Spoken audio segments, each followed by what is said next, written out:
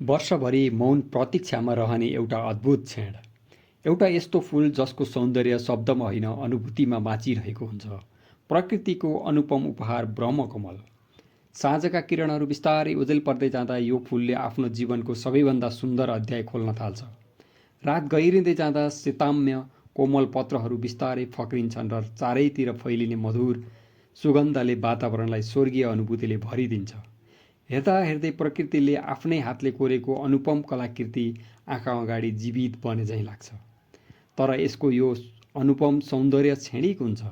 रातभर आफ्नो सम्पूर्ण आभा छरेर सबैको मन जित्ने ब्रह्मकमल बिहानको पहिलो किरणसँगै बिस्तारै ओइलाउन थाल्छ। जीवनको यही छोटो यात्राले हामीलाई एउटा गहिरो सन्देश दिन्छ। सबैभन्दा सुन्दर क्षणहरू सधैँ लामा हुँदैनन्, तर तिनले छोड्ने सम्झना भने जीवनभर अमिट रहन्छ। यही कारण धेरैले ब्रह्मकमल फुल्ने रातलाई शुभ, समृद्धि र नयाँ आशाको प्रतीक मान्छन्।